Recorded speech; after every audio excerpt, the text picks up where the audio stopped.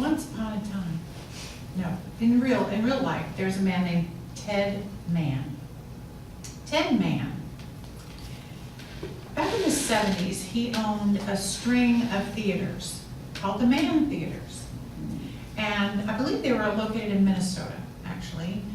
And he decided to sell them. And on a Thursday afternoon, Mr. Mann was offered what he considered to be a fair deal for his business. And he made a verbal agreement with this interested buyer, and he actually made it a handshake deal.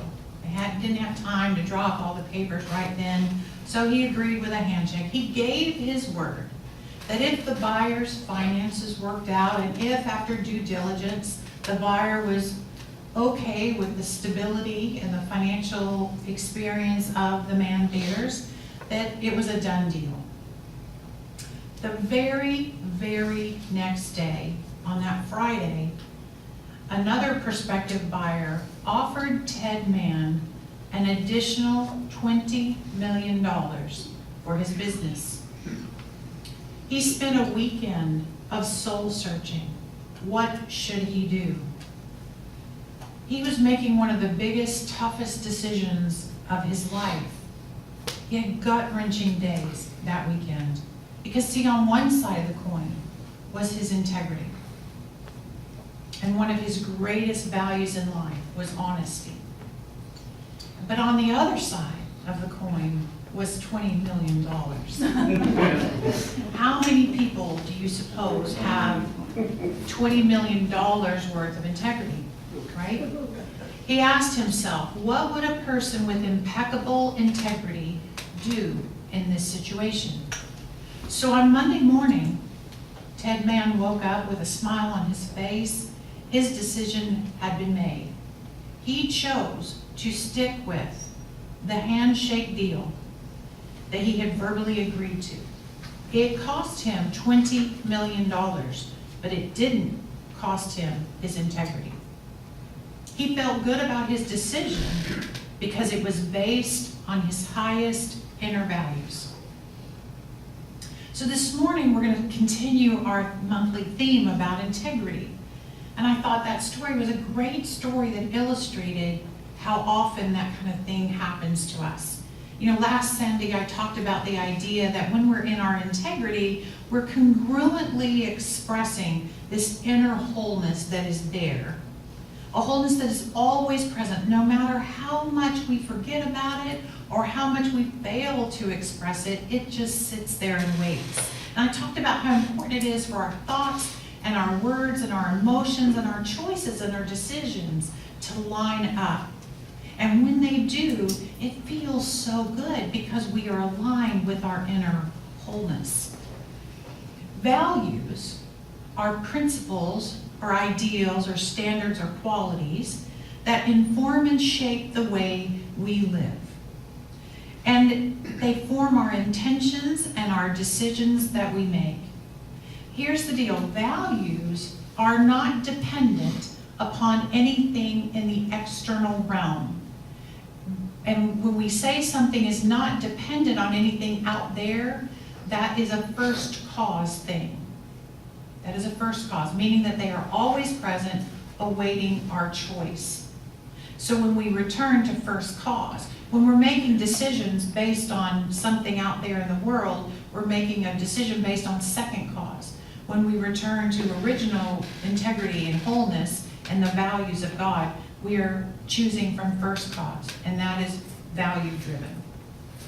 There was a blogger, Soo-Young Kang, in the Huffington Post says this: integrity stems from the Latin word integer, which means whole and complete. So integrity requires an inner sense of wholeness and consistency of character.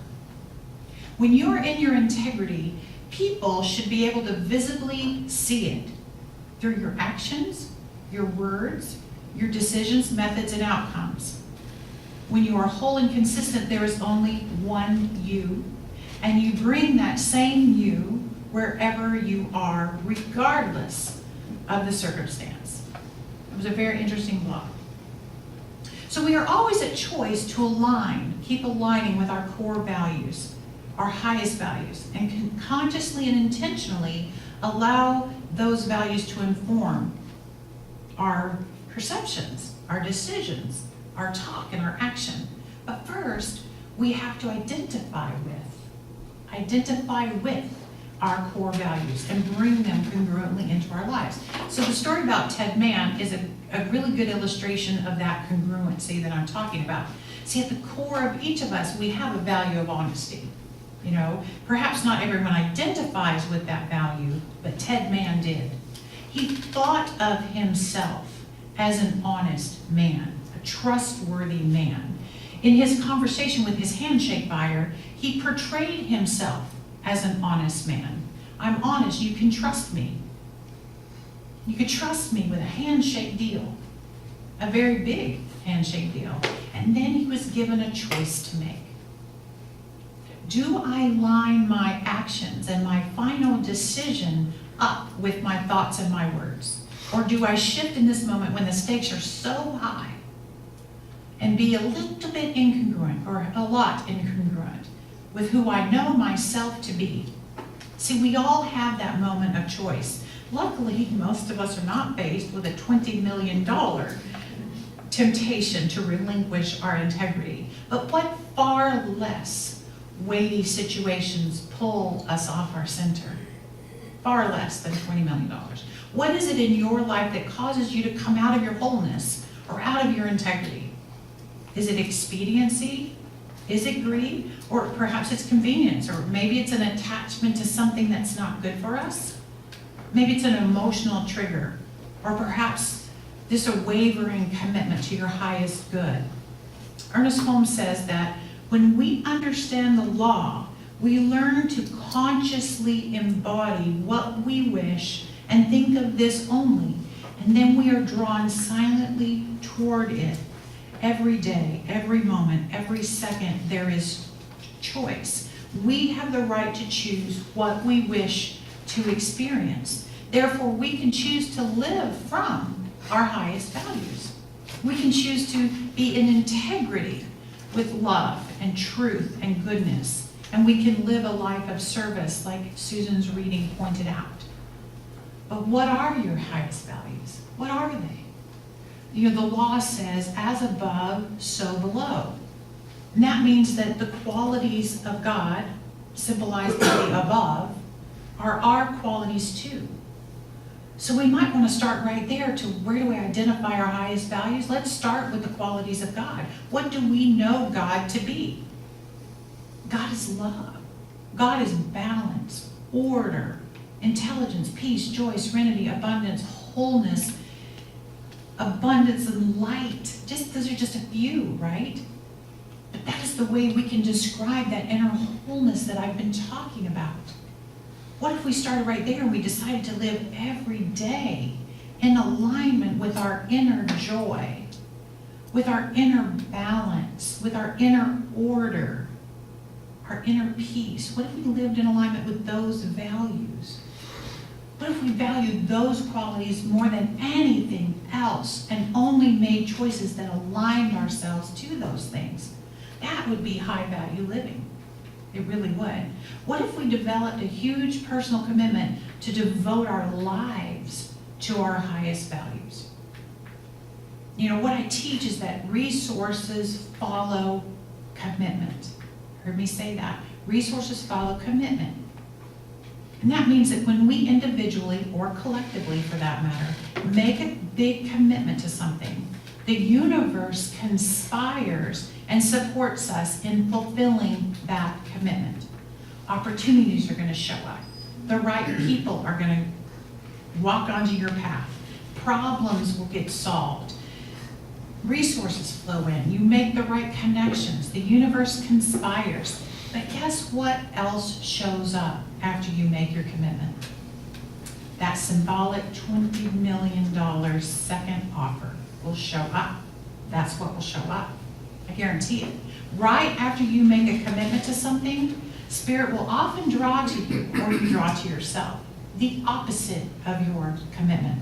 Sort of like, do you really commit? Do you really commit? Are you really honest? Are you really going to choose joy when the baby is screaming its head off? Are you really going to choose peace when the neighbor, runs into your car accidentally, or when the latest politician does that crazy thing on the news? Are you really going to choose peace? Are you really going to stay in balance when Randy brings the donuts in every Sunday morning? Maybe that's just for me. Sometimes we pretend that when no one's watching, what we do doesn't really count, right? When no one's watching. Well, some nuns at a school played on that and kind of knew that was the truth, that when someone's watching, we do better. So what the nuns did was these children were lined up to go into the cafeteria. And on the first table was this large table piled up with apples. And then next to it, a nun had put a sign that said, "Take only one, God is watching," right? And so then you go down the cafeteria line, and at the other end, there was this big pile of chocolate chip cookies. And a child had written a very similar looking note propped up by the chocolate chip cookies, and it says, "Take all you want, God's watching the apples."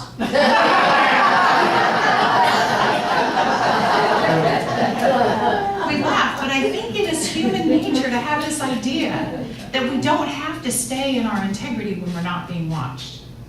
We don't have to live a high value driven life when we find ourselves by ourselves, right? That's why many of us do better having an accountability partner, right? Or a sponsor, or perhaps a friend or a spouse to help us. Or a prayer partner. Practitioners are awfully good at this as well. There was a study done that shows that you have a 65% chance of reaching a goal when you have general accountability. However, the likelihood of reaching that goal goes to 95% if you have a specific accountability structure in place with an identified person. That just tells you what our human nature is. We need accountability. In other words, for many of us, it takes more than a sign by the apples to only take one apple. It takes more than an honest handshake for us to keep our word. It takes more than a commitment to ourselves to live in alignment with our highest values. And one of the beautiful things about being in spiritual community is right here all around you are potential partners on the path of life. We know the highest and best of each other, and we can expect and help each other live that value-driven life. So in addition to honesty, there are other values that you can choose to identify with. As we evolve and grow, we come to realize that these values are within us, and they've always been there. We come to identify ourselves as an abundant person, or as a peaceful person, as a generous person, or a loving person. We begin to identify, wherever I go, that's what I bring to that situation. We are an expression of the divine, and those qualities are ours to express. But first, we've got to identify ourselves with them. At the very depth of our being, we have to know ourselves to be a certain thing. We must choose them over and over and over. And as I said earlier, people will begin to see your values as they show up in your outcomes, in your methods, in your strategies, in your words, in your deeds. You live them. You live them. What are you known as? That's a really good question. What do people know you to be pretty consistently? And once our highest values are identified, we must then commit to keeping our eyes focused on those values, like Ernest said. We only speak of them, we only wish of them. We must live them. Commitment is a moment-to-moment choice, and it's not easily kept. But remember, resources follow commitment. Energy flows behind a firm commitment or singleness of mind. The author of our book of the month is Howard Thurman, and he says this, I don't know, spirits of mankind, the attitude or act that triggers this release of fresh vigor and vitality is singleness of mind. This means surrendering the life at the very core of one's self-consciousness to a single end, goal or purpose. When a man is able to bring to bear upon a single purpose all the powers of his being, his whole life is energized and vitalized. The singleness of purpose. And what if we did that singleness of purpose to our values?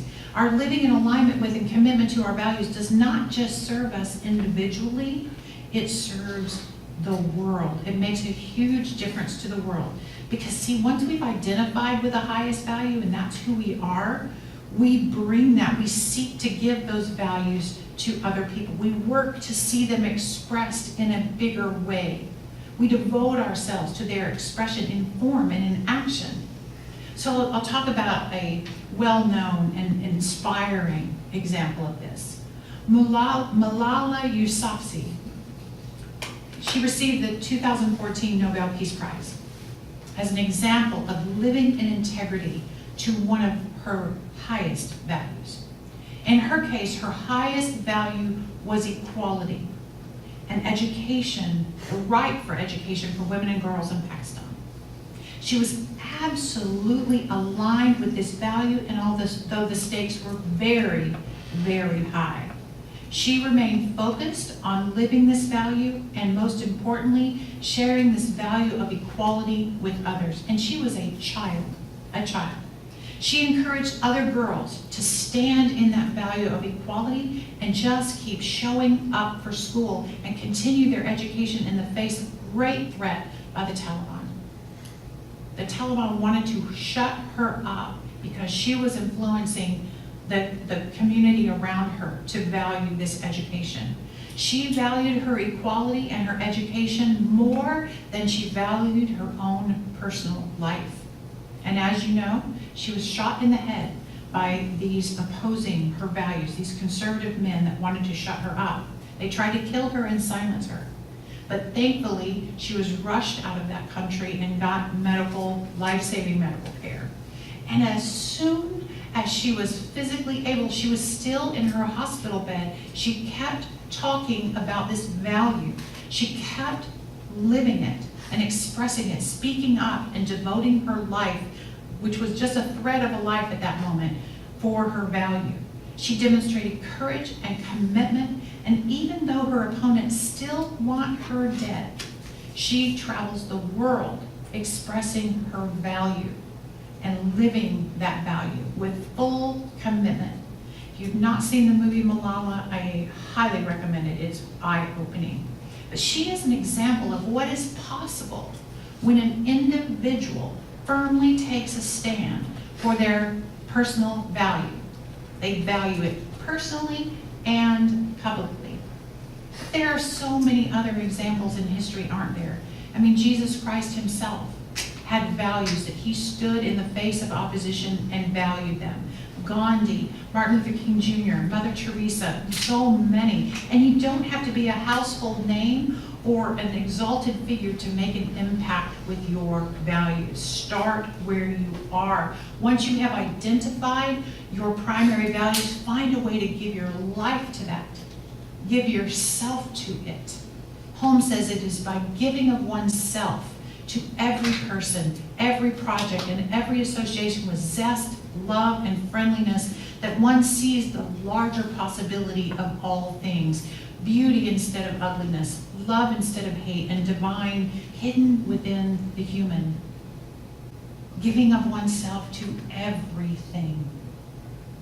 For you see, we have greater power when we focus the energy of our life in a direction that joins in with the flow of spiritual energy in creating.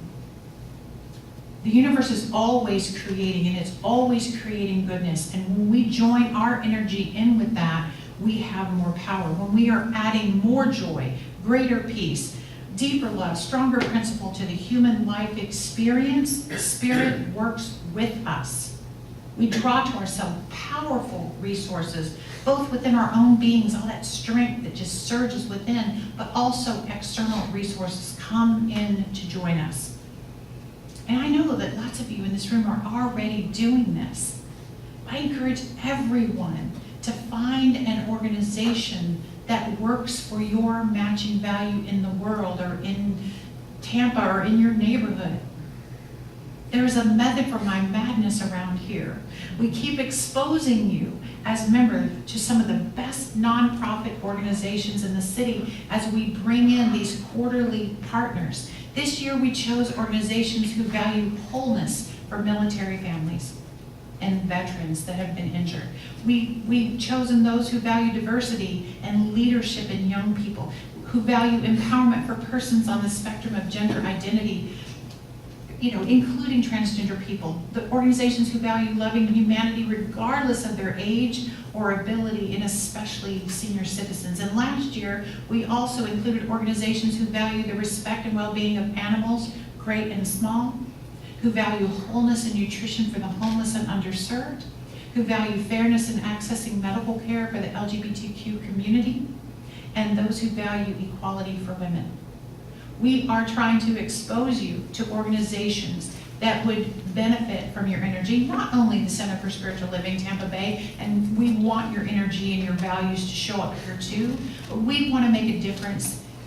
We want to make a difference in this community and in the world. Your job is to find a place to serve where your value is served.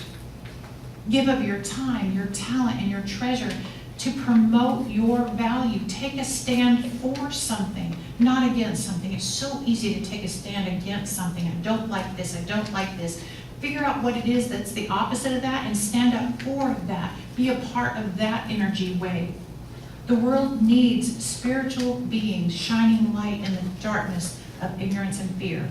The world needs you. The world needs all of us. Perhaps next year when we do our Member of the Week, we can ask you to share what are you doing to promote one of your values in the world. Because I think that would be an awesome experience of sharing that as a community. Like, we are doing something. We are making a difference. We've been created with the capacity to be self-aware and at choice. That's what makes human beings different than animals. We are created with the capacity to be self-aware and at choice. And we can discern the highest values or qualities of the divine that can serve as an anchor in our lives. See, no matter what life brings, we can remain firmly standing on the foundation of good and of wholeness. And as we stand anchored in these firm values, we can in each moment choose to allow these values to inform our perceptions, our decisions, and our actions. Value-centered living and giving and serving becomes our intention.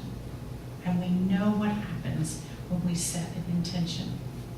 So I'm going to close with an excerpt from a meditation by Howard Thurman as a prayer. Will you join me?